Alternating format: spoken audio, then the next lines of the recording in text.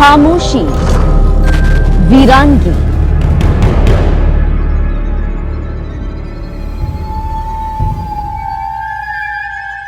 खंडित मूर्तियां,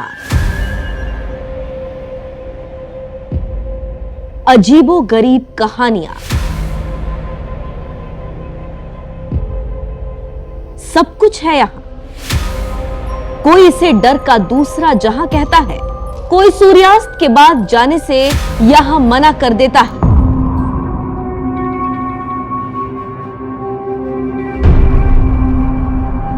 आखिर कौन रहता है यहां? कोई दिव्य आत्मा,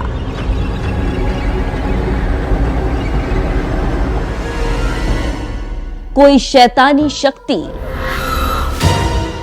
या अफवाहों की कारगुजारियां? क्या है रेगिस्तान के बीचों बीच वीरान पड़े इन मंदिरों और इन बिखरे पत्थरों का सच? आपके अंदर सवालों का ज्वार भाटा फूटे उससे पहले प्रथम सवाल का उत्तर जान लें। इस वीरान स्थान का नाम है किराड़ू।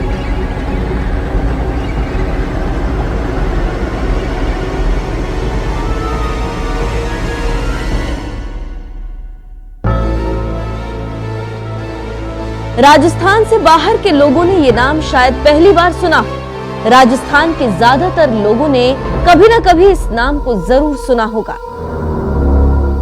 आज इस रहस्यमयी दुनिया के जर्रे जर्रे की सच्ची और सटीक जानकारी देने के लिए बिंग घुमक्कड़ की टीम निकल पड़ी सीधे बाड़मेर की ओर।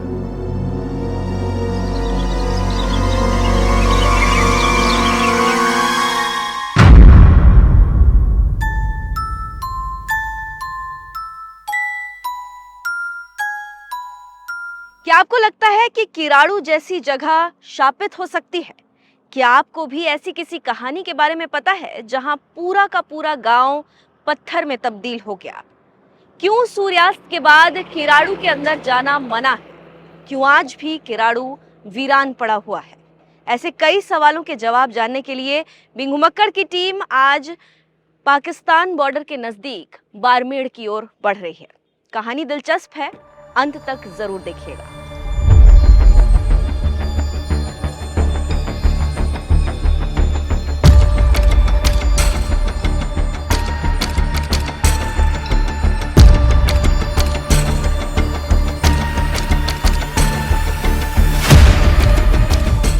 विषय उत्सुकता पैदा करने वाला किस्से कहानियों की पोटली में छिपे दस्तावेजों की तरह था। इसीलिए बिंग घुमक्कड़ ने किराड़ू पर गहन रिसर्च करने वाले ओम जोशी जी को अपने साथ ले लिया, जो हमें मिले राजकीय उच्च माध्यमिक विद्यालय बाड़मेर के बाहर। ओम जोशी से मिलने के बाद पता चला किराड़ू बाड़मेर से करीब 40-45 किलोमीटर दूर, जहां पहुंचने का कुछ रास्ता टूटा फूटा और उबड़ खाबड़ है। मतलब यह कि बाड़मेर से किराड़ू पहुंचने में कम से कम 1.5 घंटे लगने वाले थे। मंजिल दूर थी, लेकिन रेगिस्तान की राहों में कुछ नया देखने की आस लिए बिंग घुमक्कड़ की गाड़ियों के चक्के आगे बढ़ते रहे। बाड़मेर से किराड़ू मंदिर का रास्ता लगभग 1 घंटे का अब और बचा हुआ है और हम यहाँ पे अभी रुके हैं। रेलवे फाटक है यहाँ पे, इसलिए लंबी लाइन भी लगी हुई है। तो जब तक हम यहाँ पे रुके हैं, मैं आपको बता दूं, ये किराड़ू मंदिर का संबंध महमूद बेगड़ा से है, जो एक क्रूर शासक था। और इसके बारे में हमें और ज़्यादा जानकारी देंगे संस्कृति कर्मी ओम जोशी जी, जो हमारे साथ हैं। उन्होंने कई वर्षों तक इस जगह पर शोध किया। बहुत सारी इन्फॉर्मेशन उनके पास इस जगह को लेकर है, जो हमें आपको उनसे मिलेंगी। तो यहाँ से अब हम आगे बढ़ेंगे। जब ये फाटक खुलेगा, आगे बढ़ के किराड़ू मंदिर तक जाएंगे और वहाँ जाके हम आगे की और जानकारियाँ और ख़ास बातें इस मंदिर से जुड़ी आपको बताएंगे।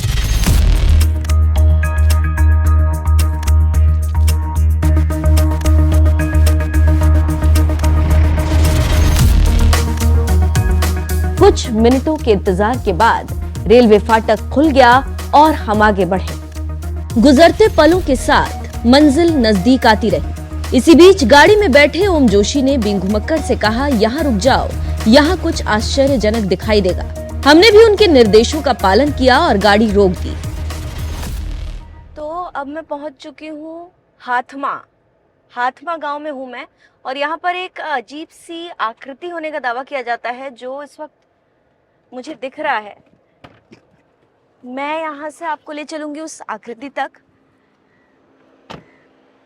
वो देखिए ठीक मेरे सामने बिल्कुल वहाँ पे वो आकृति बनी हुई है जो मैं आपको बता रही थी। ये हाथमा गांव है और इस आकृति का संबंध बताया जाता है किराड़ू मंदिर से या किराड़ू गांव से भी कह सकते हैं। इस आकृति का संबंध है। ये देखिए यही है वो अजीब सी आकृति और यहाँ पे आप देख सकते हैं काफ़ी सारे आकृतियाँ यहाँ पे ऐसे बनी भी हुई हैं।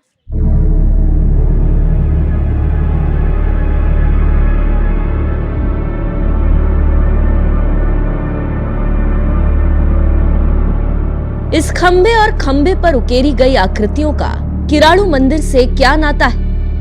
हाथमा गांव के बाहर ये रहस्यमय खंबा क्यों बना है? ऐसे कई सवाल आपके मन मस्तिष्क में जरूर उठ रहे होंगे। आपको इन सवालों का जवाब भी मिलेगा। पहले किराड़ू की तरफ चलते हैं जहां से खंबा और इसकी कहानी जुड़ी हुई। हाथमा गांव से किराड़ू की दूरी करीब 2 किलोमीटर है। जहाँ तक हमें पता चला है ये एक मंदिरों का समूह है। हालांकि हम अभी तक अंदर नहीं गए हैं, अंदर जाके हम देखेंगे कि कैसा मंदिर है, लेकिन तब तक मैं आपको बता दूं मंदिरों का समूह है ये और इसमें महादेव का मंदिर और विष्णु मंदिर अभी सही स्थिति में है। बाकी सारे मंदिर खंडहर में तब्दील हो चुके हैं। उसके अलावा मैं आपको दिखा देती हूँ यहाँ से ऊपर चामुंडी माता का मंदिर है। ये जो सीढ़ियाँ यहाँ से जा रही हैं ये ऊपर की तरफ जा रही हैं। इनका किराड़ू मंदिर से कोई लेना देना नहीं है, लेकिन मैं आपको बता दूं कि ये जो जगह है ये बेहद ही खूबसूरत जगह है जहाँ पर किराड़ू मंदिर बना है और चामुंडा माता का मंदिर बना है। पहाड़ी से घिरी हुई जगह है ये और दूर दूर तक आपको हरियाली भी दिखेगी। और इसी जगह से अब आगे बढ़ते हुए हम जाएंगे किराड़ू मंदिर की ओर और आगे जाके मंदिर के अंदर से आपको सारी जानकारी और इस मंदिर से जुड़ी सारी खास बातें बताएंगे।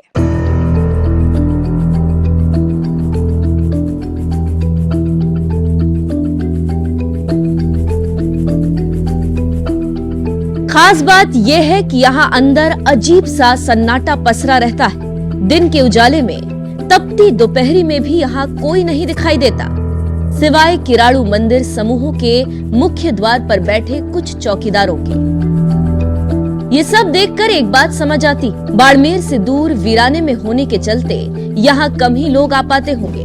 आसपास ना रिहाइश है ना कोई दुकान इत्यादि। ऐसे में सूर्यास्त के बाद कोई यहाँ रुकेगा तो क्यों रुकेगा? किराड़ू के मुख्य द्वार से मंदिर के अंदर बढ़ने पर कुछ भग्नावशेष मिलते हैं जो मन में खुद ब खुद कई सवालों को जन्म देने लगते हैं। ये जो आप छोटे छोटे देख रहे हो पत्थरों के टुकड़े, शिलाओं के टुकड़े और उन पर ये जो मूर्तियां उकेरी हुई है, तो हम थोड़ा सा नजदीक से शॉट लेना चाहेंगे कि ये जो मूर्तियां हैं और इसके अंदर की ये जो कला है, देखिए ये महिला है और इसके ये कंदोरा बोलते हैं इसको, है ना। तो ये जो बारीकी से इसकी डिजाइन है ये आपको भारत में बहुत कम ऐतिहासिक स्थलों में, मंदिरों में मिलेगी। अब सवाल ये है कि ये ऐसे ही रास्ते में पड़ी है ना। ये देखिए ऐसे टुकड़े जगह जगह बिखरे पड़े हैं जी। अब तो फिर भी ये कुछ ठीक अवस्था में है, लेकिन आज से 10 साल पहले तक ये यूं ही रास्ते में एक जगह ढेर लगा हुआ था और पड़ी थी। लेकिन अभी 10 साल पहले सरकार ने कुछ सुध ली है, थोड़ी बहुत रिपेयरिंग कराई है। तो जो रिपेयरिंग करने वाले कारीगर थे उन्होंने उन टुकड़ों को एकत्रित करके ऐसे ही रख दिया है। अच्छा। बिना कोई बहुत खास तैयारी के, बिना कोई रूपरेखा के इन्होंने बस रख दिया है। वो उनको जितना ज्ञान था उन्होंने रख दिया है। हालांकि ये भी हम किसी बड़े म्यूजियम में जाते हैं तो उसके लिए पत्थर शिला रखने का भी एक अलग स्टाइल होता है, पूरा लाइटिंग होती है, फोकस होती है, शोकेस होता है। लेकिन ये ओपन थिएटर है, किराड़ू के ओपन थिएटर है और किराड़ू में जगह जगह ऐसे आपको शिलाएं हैं, मूर्तियां हैं, मंदिर के भग्नावशेष है, वो देखने को मिलेंगे।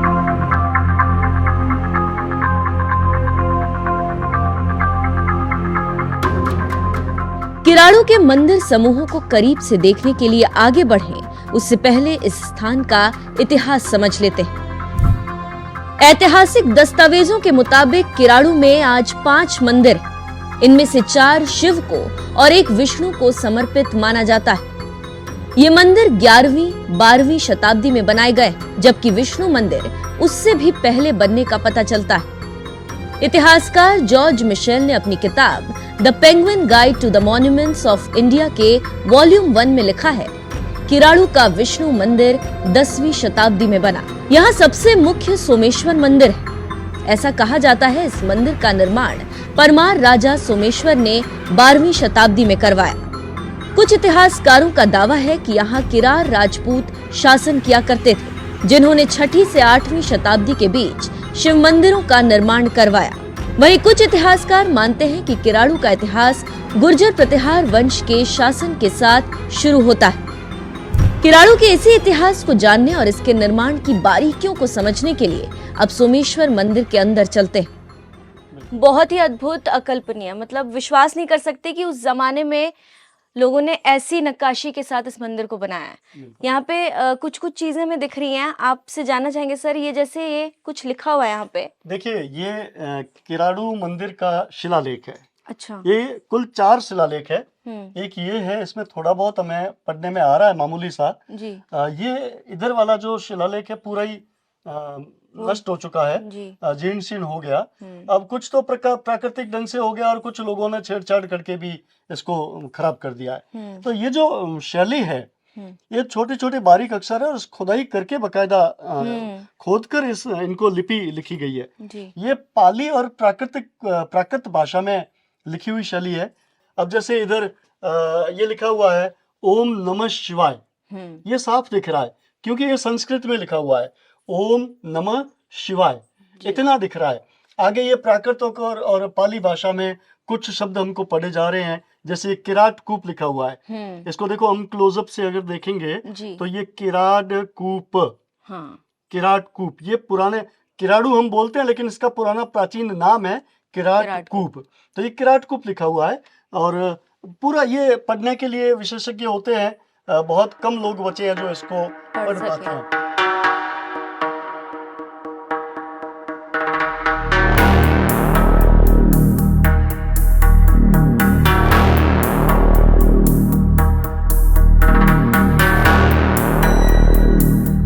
बात इतिहास की हो रही है तो कुछ बातें और जान लीजिए, उसके बाद अंदर की नक्काशी को कुछ और करीब से समझा जाएगा।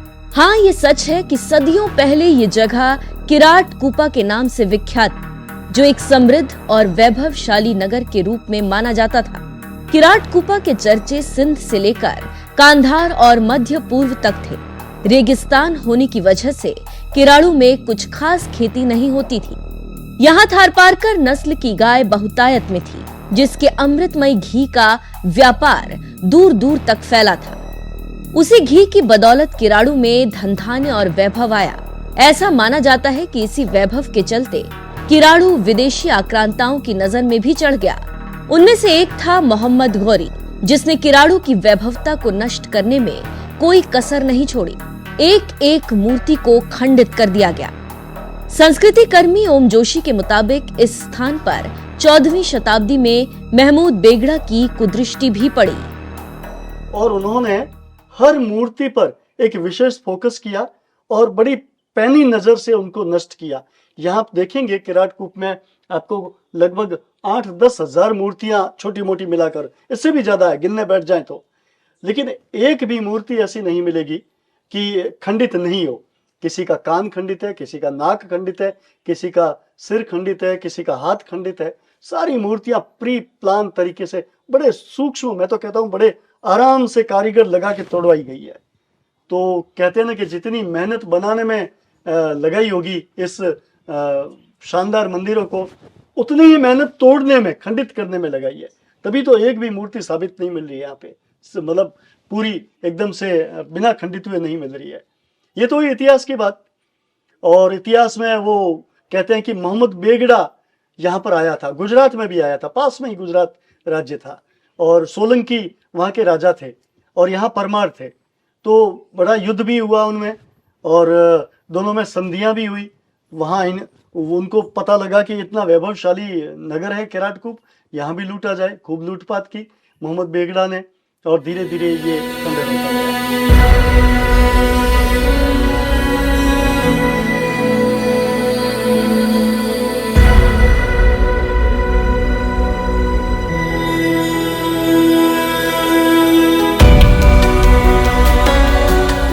इतिहास की क्रूर काल से तर किराड़ू की स्थापत्य कला की बात करें तो यहाँ मारू गुर्जर शैली नजर आती है। मारू गुर्जर शैली राजस्थान और गुजरात की कारीगरी के मिश्रण को दिखाती है। भव्य भीतरी हिस्से और मुख्य शिखर के करीब के सहायक स्तंभ इस शैली की विशेषता है। इतिहासकार M.A. ढाकी ने 1967 में किराड़ू के इसी इतिहास और आर्किटेक्चर पर एक लेख लिखा, किराड़ू एंड मारू मुर्जरा स्टाइल ऑफ टेम्पल आर्किटेक्चर। हालांकि ओम जोशी के मुताबिक सोमेश्वर मंदिर में उन्हें नागर शैली की झलक भी दिखाई देती है। इसके पीछे वो मंदिर के अंदर मौजूद इस नृत्य मंडप का उदाहरण देते हैं। गर्भगृह के ठीक बाहर नृत्य मंडप होता है। नृत्य मंडप के ये जो पिलर है, हमारे दर्शकों को हम बताना चाहेंगे कि ये जो पिलर इतने भारी भारी आप स्टोन के दिख रहे हैं, ये जो शिलाएं बड़ी बड़ी दिख रही है, आप सोचिए कि आज से 1300 साल पहले जी 1400 साल पहले कैसे तो ये चढ़ाए होंगे। क्रेन तो थी नहीं उस समय, क्रेन तो अभी आई है मुश्किल से 30 साल पहले, 40 साल पहले, लेकिन कैसे ये चढ़ाए होंगे इतने बड़े बड़े पत्थर, और पत्थर के कोई छोटे टुकड़े नहीं है। 6-6 फीट लंबी शिलाएं हैं और भारी और डबल स्टोरी में बनी हुई है, चिपकी हुई है जी। कैसे चढ़ाई होगी इतनी, 10 आदमी अगर लग जाए तो भी उठाना बड़ा मुश्किल है, इतना ऊपर चढ़ना। तो ये यहाँ के जो इसकी निर्माण शैली है वो एक सोचने रहस्यमयी बात है। कैसे चढ़ाई होगी, कैसे इतने बारीकी से, आप देखिए लाइमस्टोन है और ये जो डिजाइन है, ये फूल पत्तों की बेलें बनाई हुई है। बिल्कुल, ये बेलों में कैसे डिजाइन की होगी। चीनी हथौड़ी से भी अगर करें, चीनी हथौड़ी से, तो भी करते करते ये टूट जाता है पत्थर। लेकिन उसके बावजूद इन्होंने इतनी सफलता पूर्वक केवल एक पत्थर नहीं, 1 फीट का, 2 फीट का, 5 फीट का नहीं, हजारों फीट में ये इतने सारे पत्थर बनाए हैं, इतनी पत्थर पे नक्काशी की है जो अभी तक टिके हुए हैं। इस तरह अभी तक टिके हुए, और आप कितनी मेहनत करो ये नष्ट भी नहीं हो जब तक इसको आप हथियारों से नहीं तोड़ोगे, उपकरणों से नहीं तोड़ोगे, ये टूटेंगे भी नहीं। बिल्कुल। तो मैं तो सैल्यूट करता हूँ उन वास्तुकारों को, उन कारीगरों को। आश्चर्य की बात यह है कि ये जो गर्भगृह के बाहर तोरण है, इस तोरण की जो डिजाइन है, इस तोरण पे हजारों की संख्या में मूर्तियां बनाई गई है। और ये मूर्तियों की बारीकी, मूर्तियों की बनावट, हम कोई भी मूर्ति को क्लोजअप करें, एक मूर्ति को अगर देखें तो ऐसा लगेगा कि ये सजीव मूर्ति है, इसमें जान है ना। छोटी ये ऊपर देखिए नृत्य कर रही है, ये मूर्ति ये नृत्य कर रही है। कोई कह नहीं सकता कि ये 1200 साल पहले, 1300 साल पहले बनी है। और ये नृत्य करते, स्माइलिंग देखिए, इसके गहने देखिए, इसके बालों की बनावट, हाथों में इसके कंगन देखिए, पूरे गहनों से लबालब।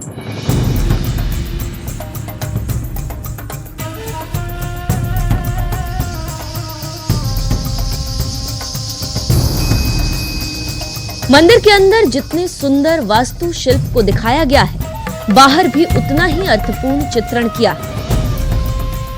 इस चित्रण में धर्म और आध्यात्म दोनों का समावेश नजर आता है। ये पूरा एक रथ का प्रारूप है जी। और इस रथ को, ये जो नीचे की लेयर है, ये कुल 4 लेयर है, कहना चाहिए लेयर, ये 1, 2, 3 और 4 जो नीचे अलग अलग स्टेजेस, हाँ 4 स्टेज है जी। तो जो नीचे की लेयर है वो पूरी हाथी घोड़ों की लेयर है। ये हाथी घोड़े इस रथ को खींच रहे हैं। ये इस बात का प्रतीक है कि ये सब हाथी है, कहीं कहीं आगे घोड़े भी है। तो हाथी घोड़ों की ये पूरी मूर्तियां उधर भी इधर भी, ये इस मंदिर नुमा रथ को खींच रहे हैं, धर्म के रथ को खींच रहे हैं। और इसके बाद में इसके जो ऊपर की है, उसके ऊपर, नीचे तो केवल हाथी घोड़े हैं जी। इनमें हाथी घोड़ों के साथ में ऊपर देवी देवताएं विराजमान हैं, ऊपर मानव विराजमान है, और वो सवारी के रूप में काम कर रहे हैं। यानी उन पशुओं का, उन पक्षियों का उपयोग भी मानव जीवन के लिए हो रहा, ये इसका प्रतीक है। तीसरी जो लेयर है, ये तीसरी लेयर पूरी सांसारिक लेयर है। इसमें आपको कहीं पर नृत्य की है वो अपना मेकअप करते हुए दिखती है, कहीं नृत्य की नृत्य करते हुए दिख रही है, कहीं नृत्य की अपनी सखी सहेलियों के साथ में क्रीड़ाएं कर रही है, तो कहीं कहना चाहिए कि सांसारिक रूप में जैसे खजुराहो का मंदिर जिस चीज के लिए प्रसिद्ध है, तो अपनी जो यौन क्रियाएं है वो भी कुछ इसमें दृश्य है। बिल्कुल। और उसके ऊपर का जो लेयर है, चौथा लेयर, वो पूरा धर्म, अध्यात्म, और देवी देवताओं से युक्त है। इसमें देवी देवताओं के युद्ध, देवी देवताओं की घटनाएं, पौराणिक घटनाएं, जितनी भी विष्णु पुराण में घटनाएं हैं, शिव पुराण में जितनी भी घटनाएं हैं, वो सब घटनाएं आपको, जैसे समुद्र मंथन का भी सीन है इसमें जी। देवी देवताओं का जो स्वयंवर है, राम वगैरह का, राम सीता का वो स्वयंवर का भी सीन है। पूरे देवी देवताओं की जो घटनाएं, उनके सांसारिक घटनाएं हैं, वो सब इस चौथी लेयर में है। ये छोटी छोटी मूर्तियां हैं, और इस चौथी लेयर से ऊपर है वो बड़ी बड़ी आदमकद, और कहना चाहिए कि बड़े आकार की मूर्तियां हैं। वो सब प्योर मूर्ति शिल्प, मूर्ति कला का एक उत्कृष्ट उदाहरण है।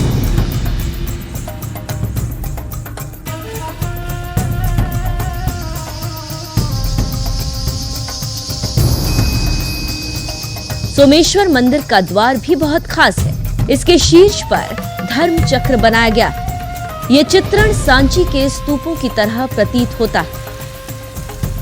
इसके ऊपर का जो पिलर है, उसकी डिजाइन देखिए आप, पूरा धर्म चक्र बना हुआ है। इस धर्म चक्र के अधीन पूरे संसार की सब चीजें। ये जो आपको चक्र दिख रहा है 2 लेयर में, उसकी जो डिजाइन है, ये वही डिजाइन है जो सांची में, और जो इधर बनारस के जो बौद्ध मंदिर है, जो स्तूप है, उस स्तूप में जो डिजाइन है, वो सेम डिजाइन यहाँ पर भी है। तो कहीं ना कहीं हमारा कनेक्शन पूरे भारत के मंदिरों की शैलियों से मिलता है। और ये पूरा एक अध्यात्म है, पूरी एक कहानी है।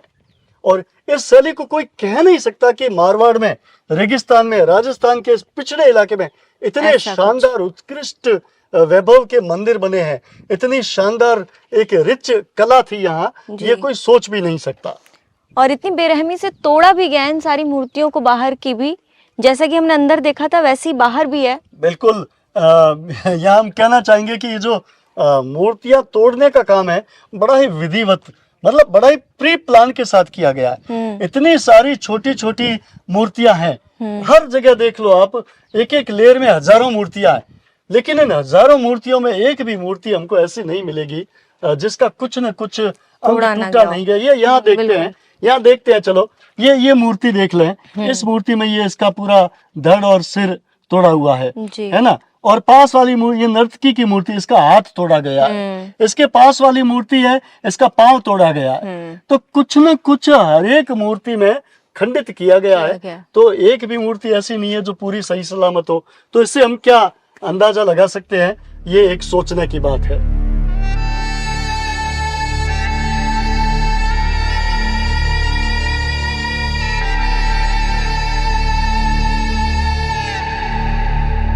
मंदिर के निर्माण, साक्ष्य और विध्वंस की बातें हो गई।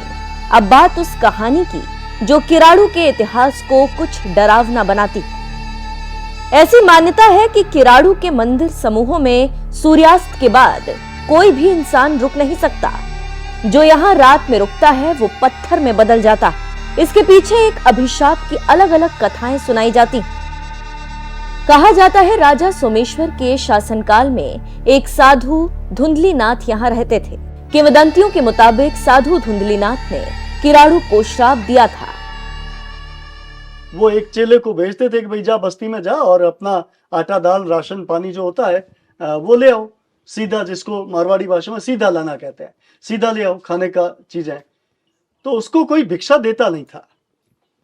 तो जब चेले ने अपने गुरु को ये बात बताई कि यहाँ तो कोई भिक्षा देता नहीं है, एक महिला थी, कोई वृद्धा थी, वो थोड़ा बहुत अपने घर में बचा कुचा है वो देती थी उनको, तो उनसे उनका गुजारा जैसे तैसे हो जाता था। तो एक बार साधु संत जो यहाँ बड़े अभावों में रहे, बिना खाने के रहे, यहाँ के लोगों का सहयोग नहीं मिला, तो उनको साधु महात्मा ब्राह्मण कहा जाता है कि बहुत गुस्सैल होते हैं, तो उनको गुस्सा तो आना ही था जब पूरी बस्ती सहयोग नहीं करेगी, खाने का नहीं देगी। तो उन्होंने सोचा ये जगह छोड़ दी जाए, और वो रवाना हुए कि भाई अब इस नगरी में नहीं रहना, जहां मान सम्मान नहीं, जहां दाना पानी नहीं, वहां कैसी तपस्या, किन लोगों के लिए तपस्या। वो यहाँ से निकले इस नगरी से, और जैसे यहाँ से निकले, इस किरातकूप शहर नगर से बाहर निकले, गेट पर आत्मा से पहले एक बुढ़िया, वही बुढ़िया मिली। तो बोले महाराज जी आप पधार रहे हो? तो क्या हाँ भाई अब यहाँ क्या करना है, तू थोड़ा बहुत देती थी जिससे गुजारा चल जाता है, बाकी यहाँ कोई रहने का अर्थ नहीं है। तो ऐसा करके बुढ़िया ने बहुत मनवार की कि महाराज जी रुक जाओ, मैं आपको खाना पहुंचाया करूंगी। तो क्या नहीं, अब इस नगरी में नहीं रहना है। और बुढ़िया को कहा कि आज से मैं इस नगरी को श्राप देता हूं, जूना हो जा सुना, जूना सब सुना, सुना यानी आज के बाद ये खंडहर हो जाएगा, सुना हो जाए, यहाँ मानव आबादी नहीं रहेगी, सब पत्थर बन जाएंगे, जम जाएगा, और तू फटाफट यहां से निकल जा, दिन उगने से पहले यहां से निकल जा। जैसे ही दिन उगेगा, पो फटेगी, जोरदार की एक आवाज होगी, और उस आवाज से तू डरना मत, और तू यहां से चली जा, और न ही पीछे मुड़कर देखना।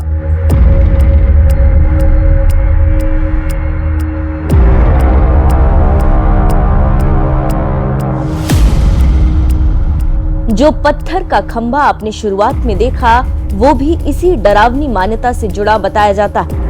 ऐसा कहा जाता है कि कुछ दूर जाकर वो बूढ़ी औरत जिज्ञासावश पीछे पलट गई और साधु के श्रापवश वहीं पर पत्थर की हो गई। जैसे ही वो निकलने की तैयारी कर रही थी, जोरदार की आवाज हुई, जैसे बहुत चट्टानें टकराती है और भूकंप आता है तब आवाजें होती है, इस टाइप की बहुत तेज गर्जन के साथ आवाज हुई। वो वृद्धा महिला डर गई और उसने पीछे देखा। जैसे ही उसने पीछे देखा तो उसका जो दिया हुआ वचन था वो टूट गया कि पीछे मुड़ के नहीं देखना, वो टूट गया, और वो बुढ़िया भी वहां पत्थर बन गई। यहाँ गांव से, शहर से, ये किराटकूप नगर से बाहर निकलते ही एक मूर्ति है, वो कहा जाता है कि वो उस बुढ़िया की मूर्ति, वो जम गई, पत्थर बन गई। तो इस तरह से ये तो एक दंत कथा है। ये भी कहा जाता है कि यहाँ रात्रि को जो कोई आदमी नहीं रुकता है, रात्रि को रुकता है तो वो जिंदा नहीं रहता है, ऐसी भी कहावत है। उसके पीछे भी कारण यही है कि यहाँ के आतंक से, यहाँ पहले के जमाने में बहुत सारे भूत प्रेत, जादू टोना, ये सब चलता था। हमारे ये प्राचीन भारत की बात करते हैं तो इन चीजों से अपन मुंह नहीं फेर सकते, नकार नहीं सकते हैं। सच्चाई कितनी थी वो अलग बात है, लेकिन ये सब चलता था।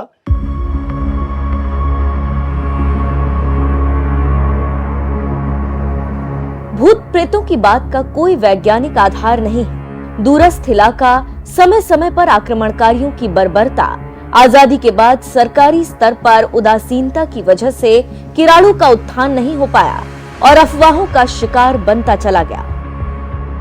हाँ, कुछ साल पहले यहाँ थार महोत्सव का आयोजन हुआ था। किराड़ू के इतिहास को ज्यादा जानने के लिए एएसआई ने परिसर के अंदर खुदाई भी की, जहां जमीन के अंदर मोटी पत्थर की दीवारें निकली, लेकिन वो काम बीच में ही छोड़ दिया गया। Kiradu archaeological survey of India और इंटेक की देखरेख में वही इसके उत्थान में लगे हैं, लेकिन ये काम इतना धीमा है कि कछुए की चाल भी तेज हो जाए।